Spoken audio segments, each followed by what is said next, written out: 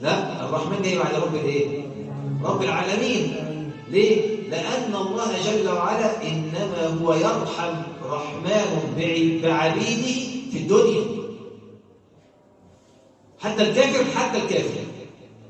طب ليه؟ لأنه أرسل إليه رسولا وأنزل معه الكتاب لكي ينذر الكافر والمؤمن. قال الله جل وعلا: الحمد لله الذي أنزل على عبده الكتاب ولم يجعل له إيه؟